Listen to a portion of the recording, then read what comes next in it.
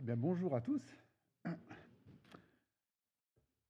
suis à nouveau très content et aussi très honoré de pouvoir ouvrir la parole avec vous. Alors, ma prière, comme à chaque fois, c'est que ce moment-là, au-delà de belles histoires qu'on peut découvrir, soit surtout l'occasion pour nous d'être sculptés à l'image de Christ. D'ailleurs, si nous sommes là ce matin, c'est parce que, par un grand miracle, nous sommes nés de nouveau, par l'action de l'Esprit Saint. Mais si nous sommes nés de nouveau, c'est que Dieu a envoyé Christ pour nous sauver par sa mort et sa résurrection. Mais d'abord, par une naissance miraculeuse, celle de Christ, par l'action de l'Esprit Saint.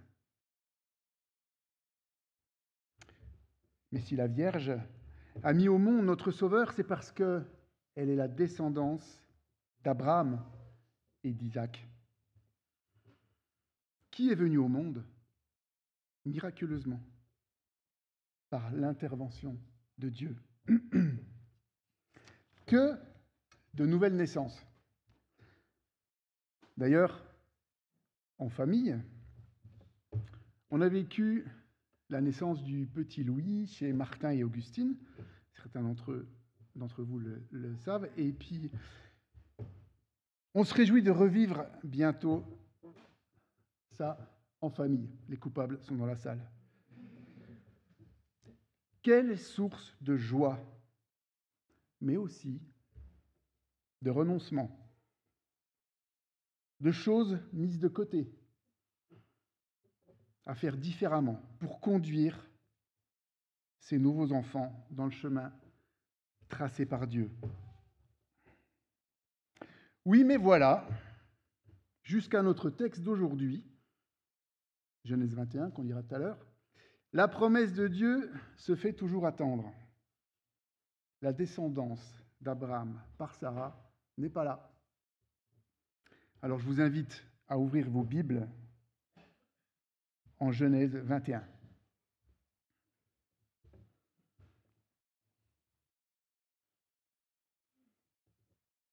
Je ne vous donne pas la page. Genèse 21, c'est le premier livre de la Bible et c'est le chapitre 21. Facile à trouver.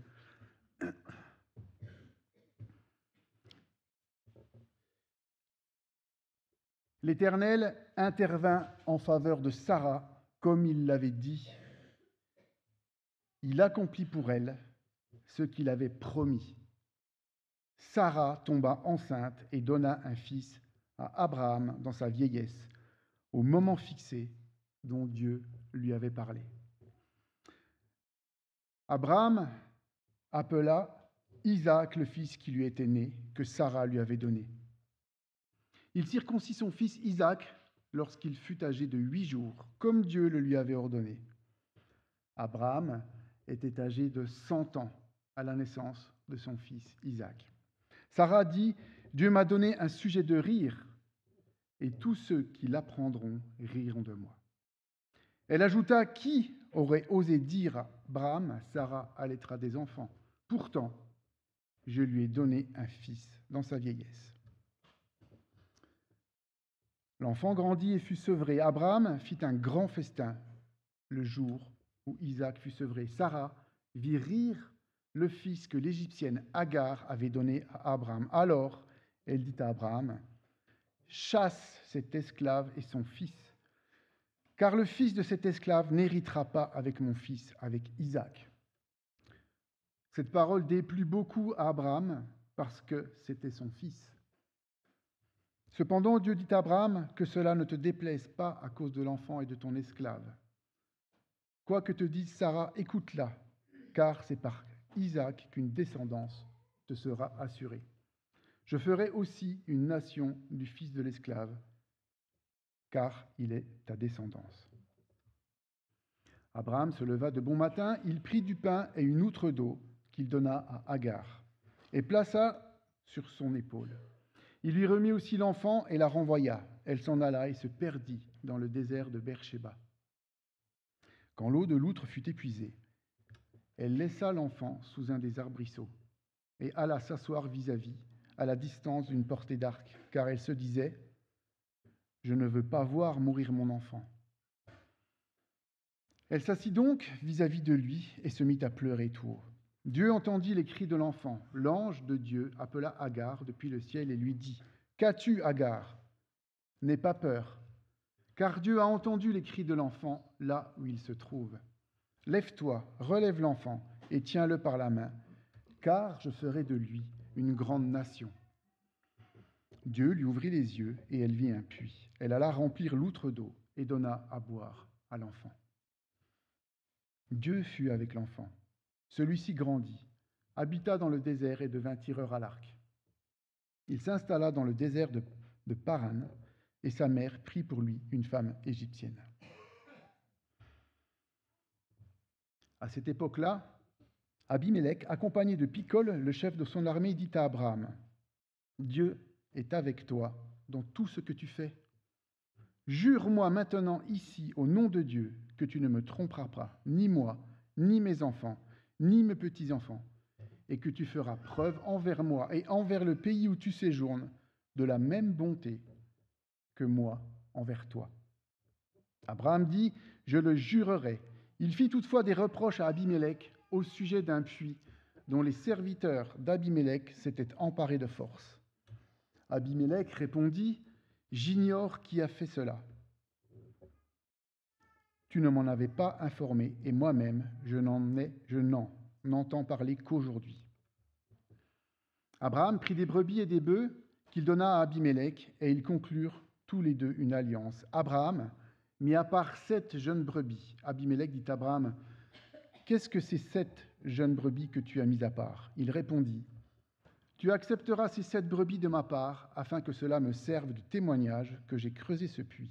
C'est pourquoi on appelle cet endroit Beersheba, parce que c'est là qu'ils prêtèrent tous les deux serment. Ils conclurent donc une alliance à Beersheba. Puis Abimélec se leva avec Picol, le chef de son armée, et ils retournèrent dans le pays des Philistins. Abraham planta des tamaris à Beersheba, et là, il fit appel au nom de l'Éternel, le Dieu d'éternité. Abraham séjourna longtemps dans le pays des Philistins.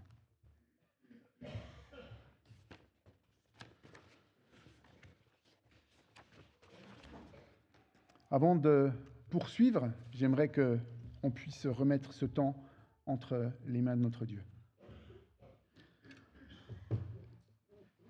Seigneur,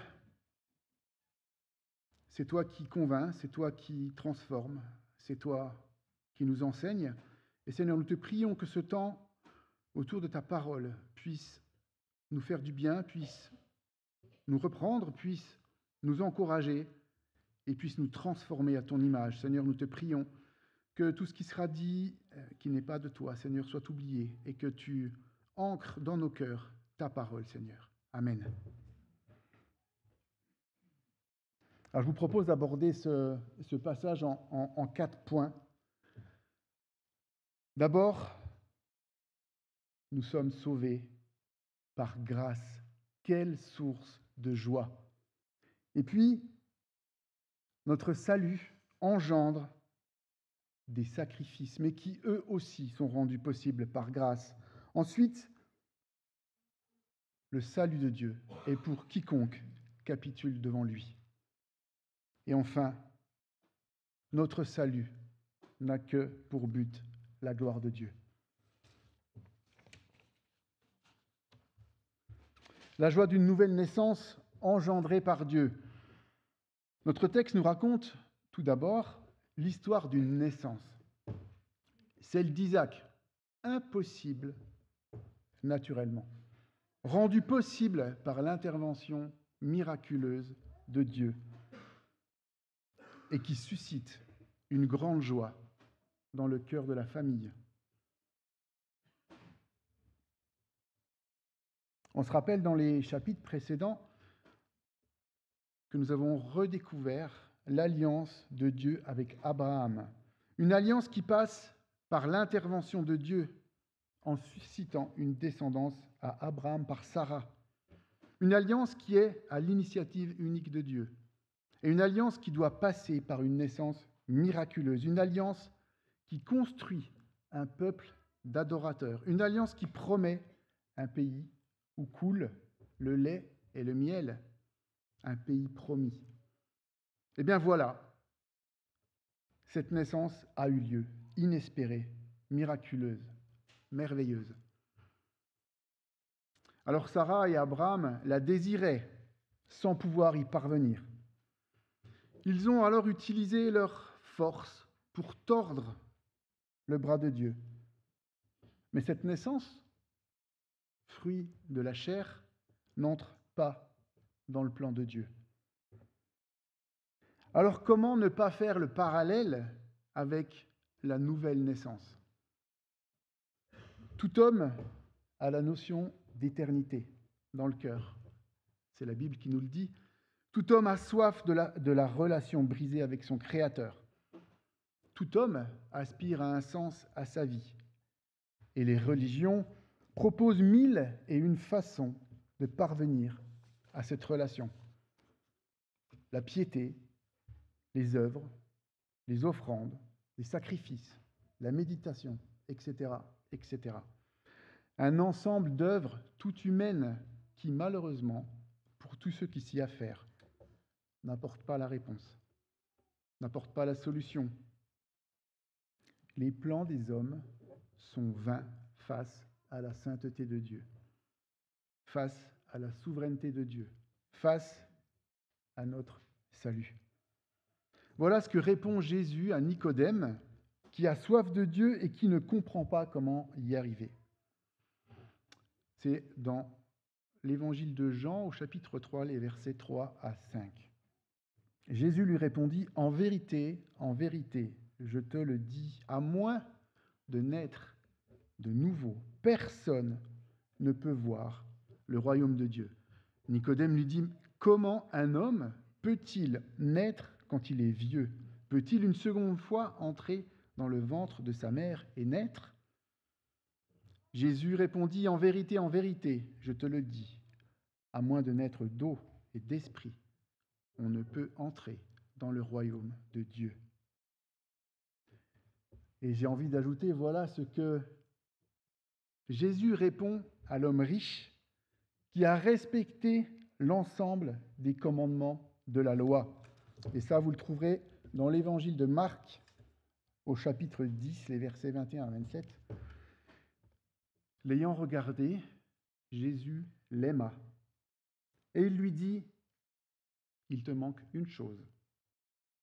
Va vendre tout ce que tu as, donne-le aux pauvres, et tu auras un trésor dans le ciel. Puis viens, charge-toi de la croix et suis-moi. » Mais l'homme s'assombrit à cette parole et s'en alla tout triste, car il avait de grands biens. Regardant autour de lui, Jésus dit à ses disciples qu'il est difficile à ceux qui ont des richesses d'entrer dans le royaume de Dieu. Les disciples, j'ai perdu mon fil. Les disciples furent effrayés de ce que Jésus parlait ainsi. Il reprit, « Mes enfants, qu'il est difficile à ceux qui se confient dans les richesses d'entrer dans le royaume de Dieu.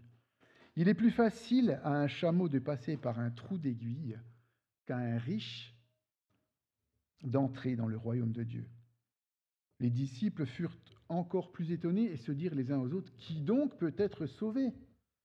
Jésus les regarda et dit, « Aux hommes, cela est impossible, mais non à Dieu, car tout est possible à Dieu. »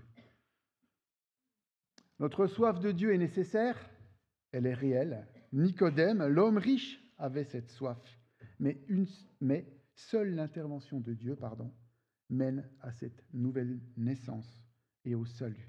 Nous sommes sauvés par grâce, c'est un don de Dieu.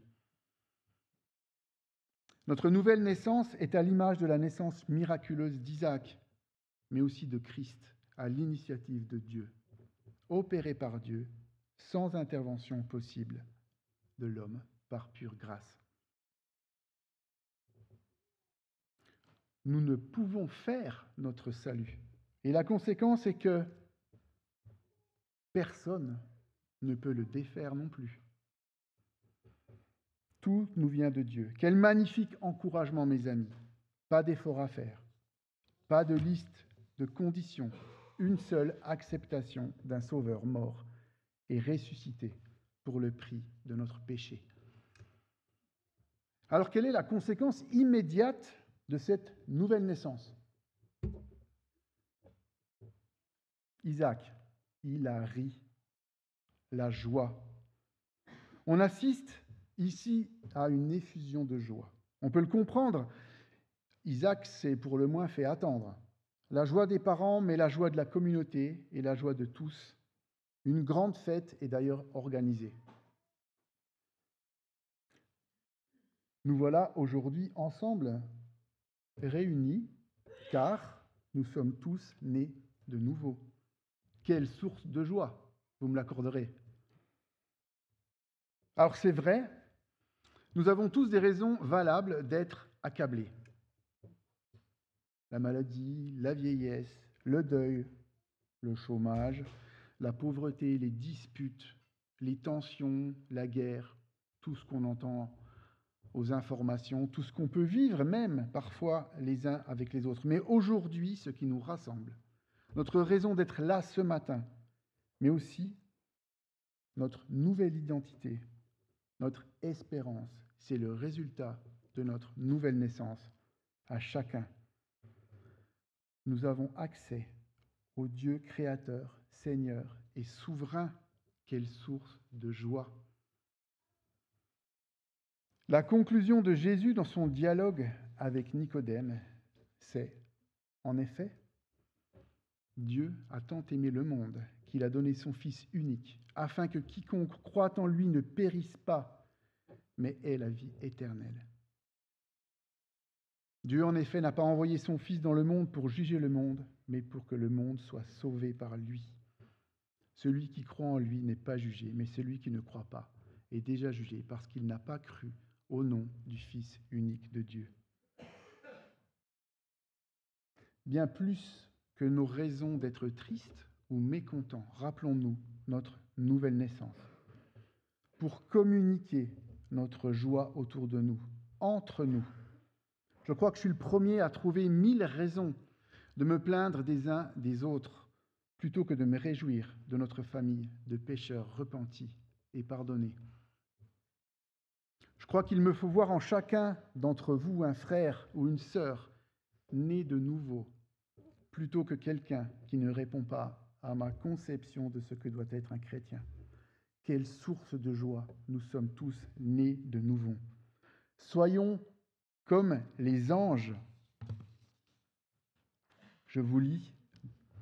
De même, je vous le dis, il y aura plus de joie dans le ciel pour un seul pécheur qui se repent que pour 99 justes qui n'ont pas besoin de changer d'attitude. Et plus loin, de même, je vous le dis, il y a de la joie parmi les anges de Dieu pour un seul pécheur qui se repent. Vous trouverez ces deux passages dans Luc au chapitre 15, les versets 7 et les versets 10. Quel bel encouragement à la joie pour chacun d'entre nous. La nouvelle naissance s'accompagne de sacrifices. Certes, Sarah est joyeuse, contente, mais on assiste à une réaction plutôt inattendue et pour le moins égoïste. Elle rejette sa servante qui a eu un enfant avec Abraham. Pourtant, rappelons-nous que c'est elle qui a mis sa servante dans les bras de son mari pour lui susciter un enfant. Sarah ne supporte pas que son propre fils puisse partager l'héritage avec cet enfant qu'elle considère finalement illégitime. Alors, de mon point de vue, peut-être du vôtre, Sarah est très injuste. Elle a la mémoire courte. Il n'y a pas si longtemps, Ismaël était la seule solution à la descendance d'Abraham, et tout le monde s'en contentait. Les plans de Sarah et Abraham avaient suppléé au plan de Dieu, qui ne se réalisait pas, et qui d'ailleurs ne pouvait plus se réaliser. Sarah, je vous rappelle, avait 90 ans et Abraham 99. Alors je fais juste une aparté avant d'aller plus loin, pour nous rappeler que Sarah n'est pas un exemple à suivre pour ne pas assumer les responsabilités de nos mauvais choix et les conséquences de nos actes. En réalité, les mauvaises intentions de Sarah servent le plan saint de Dieu. En effet, seule la lignée engendrée par la puissance de Dieu peut entrer dans son propre plan. Toute autre descendance doit être écartée. Ce peuple qui prend naissance avec Isaac doit être mis à part pour devenir un peuple d'adorateurs du Dieu Tout-Puissant. Abraham doit abandonner son fils, abandonner celui qui est de ses propres plans, abandonner le résultat de ses projets tout humains en opposition au plan de Dieu. C'est un grand sacrifice pour Abraham, un déchirement. Il en va de même pour nous. Notre nouvelle naissance dans l'esprit est certes une grande source de joie pour tous, mais lui succède l'abandon de nos vies pour Dieu. Nous devons avoir une vie sainte, mise à part pour Dieu. Nous devons rejeter tout ce qui vient de la chair. Nous devons fuir le péché, c'est-à-dire tout ce qui nous éloigne de Dieu, tout ce qui nous pousse à vivre indépendamment de Dieu, tout ce qui tend à nous satisfaire plutôt qu'à être conforme aux volontés de notre Seigneur. Alors souvent, ça nous coûte, c'est un sacrifice, voire un déchirement. Mais notre destinée est bien plus grande que tout ce que nous pouvons abandonner ici-bas pour suivre Christ. J'aimerais vous relire 2 versets dans Romains 12, les versets 1 et 2, que je cite souvent. « Je vous encourage donc, frères et sœurs, par les compassions de Dieu, à offrir votre corps comme un sacrifice vivant, saint, agréable à Dieu. Ce sera de votre part un culte raisonnable. Ne vous conformez pas au monde actuel, mais soyez transformés par le renouvellement de l'intelligence, afin de discerner quelle est la volonté de Dieu, ce qui est bon, agréable et parfait. » Voyez comme le jeune homme riche échoue. Le sacrifice est trop grand. Il en va de même pour nous, sans l'Esprit Saint pour nous aider, nous accompagner, nous reprendre. Nous serions incapables de renoncer. Mais à Dieu, rien n'est impossible. Si nous sommes sauvés par grâce, nous menons notre chemin vers la ressemblance à Christ également, par grâce.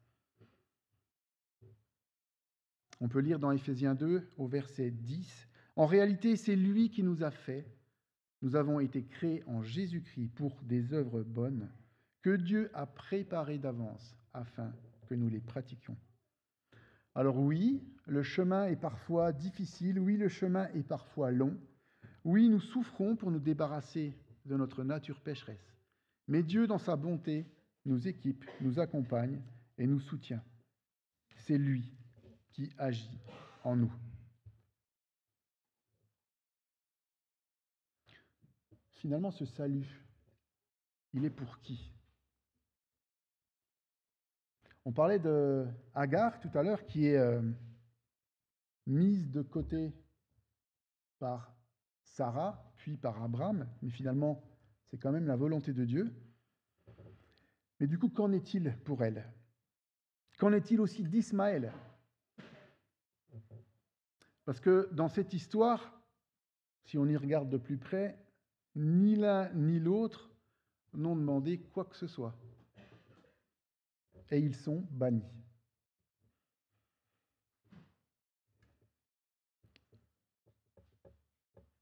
Je trouve qu'il est intéressant de faire une nette distinction entre le plan de Dieu pour son peuple Et en fait, l'image qu'il nous transmet pour nos vies est le plan individuel que Dieu réserve à tous ceux qui se confient en lui, malgré les mauvais choix des hommes. Alors dans notre texte, en fait, Dieu ne punit pas Agar et Ismaël pour le péché de leurs parents. Il sépare, comme nous l'avons vu, ce qui vient de l'homme et ce qui vient de Dieu. Mais Dieu est grâce pour tous ceux qui se confient en lui. Agar se retrouve abandonnée, impuissante, sans rien. Elle capitule, elle abandonne. Alors elle a entendu parler de l'Éternel, elle l'a vu agir dans la vie de son maître, elle s'attend à lui. Agar et son fils meurent de soif. Leur seule attente dans ce moment, c'est un peu d'eau. Et Dieu va leur donner de l'eau, la protection, une vie riche, une famille. En fait, la grâce de Dieu ne dépend pas de là où on vient, de notre condition, de nos parents. Elle est destinée à tous ceux qui se confient en lui, qui le recherchent et qui capitulent devant lui. Sa grâce ne dépend que de lui. Et il fait grâce à qui il fait grâce, sans distinction. Agar a entendu parler de Dieu. Agar a vu agir Dieu. Agar s'est attendue à Dieu. Dieu a béni Agar, Ismaël et sa descendance. Alors parlons de Dieu, témoignons de ce qu'il fait dans nos vies pour que beaucoup reçoivent l'eau vive avec laquelle ils n'auront plus jamais soif, la protection de Dieu par l'Esprit Saint, une vie riche avec lui et une famille qu'est l'Église.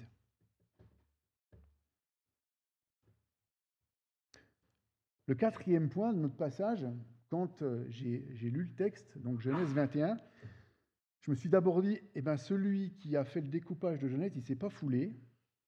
Il a pris Genèse 21 et puis il s'est dit, il va bien se débrouiller avec ça. Parce que, à première vue, les alliances entre Abraham et Abimelech n'ont pas trop de lien avec ce qu'on vient de dire. Je me suis dit, qu'est-ce que je vais faire avec ça ?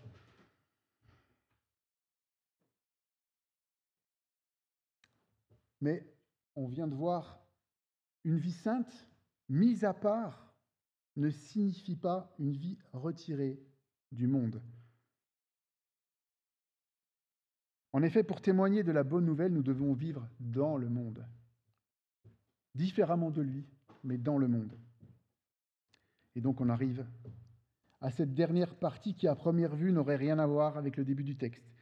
Mais à y regarder de plus près, peut-être que si. Que nous raconte cette histoire ? Un homme, Abimelech, alors je ne sais pas si vous vous rappelez, mais on a déjà parlé d'Abimelech il n'y a pas longtemps, qui a déjà eu affaire avec Abraham. On se souvient de l'histoire avec Sarah, qu'il a fait passer pour sa sœur. Et dans notre texte, cet homme voit, vous pourrez le relire, le passage, il voit l'action de Dieu dans la vie d'Abraham.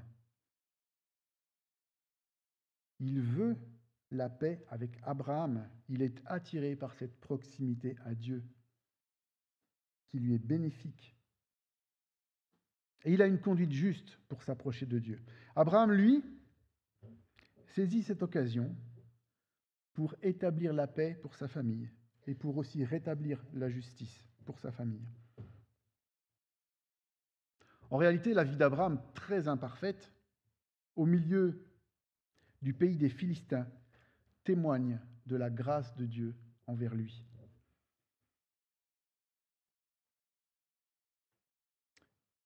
La vie imparfaite, mais en relation avec Dieu, pousse les Philistins, en tout cas Abimelech, à se rapprocher de lui, ou tout au moins à s'entendre avec lui. La vie d'Abraham, au milieu des Philistins, les amène à la crainte de Dieu. Abraham s'efforce d'être juste et droit. Alors nous sommes appelés, nous tous, à vivre en paix avec le monde qui nous entoure. Alors pas à se compromettre, mais à chercher une paix qui permette d'avoir une vie qui témoigne de la grâce de Dieu. Et dans l'épître à Timothée, Paul nous demande d'ailleurs de prier pour cette paix. Je vous lis le passage. J'encourage donc avant tout à faire des demandes, des prières, des supplications, des prières de reconnaissance pour tous les hommes, pour les rois et pour tous ceux qui exercent l'autorité, afin que nous puissions mener une vie paisible et tranquille, en toute piété et en tout respect. Voilà ce qui est bon et agréable devant Dieu notre Sauveur, lui qui désire que tous les hommes soient sauvés et parviennent à la connaissance de la vérité. En effet, il y a un seul Dieu et il y a aussi un seul médiateur entre Dieu et les hommes. Un homme, Jésus-Christ, qui s'est donné lui-même en rançon pour tous. Tel est le témoignage rendu au moment voulu. Alors la question que je me pose finalement, nos vies sont-elles renfermées sur nous-mêmes? Vivons-nous entre nous? Ou nos vies sont-elles ouvertes sur le monde pour qu'il voie l'action de Dieu? Nos vies font-elles croire que nous sommes des gens parfaits? Ou montrent-elles la grâce de Dieu envers des pécheurs qui se repentent? Nos vies montrent-elles un Dieu distant, ou le bon Dieu, comme on peut dire, ou engendrent-elles une sainte crainte de Dieu? Je crois que la vie d'Abraham, au milieu d'étrangers, doit nous pousser à montrer un Dieu agissant, plein de grâce et souverain, pour que nombreux comme Agar soient ceux qui capitulent pour rejoindre la grande famille de Dieu. Pour finir, j'aimerais dire que notre nouvelle naissance est une source de joie pour l'ensemble du peuple de Dieu, qu'elle nous demande de nous abandonner à Dieu et de laisser de côté nos projets et nos désirs pour faire du royaume de Dieu notre recherche, mais que nous devons cheminer dans le monde pour que par son Église, Dieu attire les hommes à lui. Amen.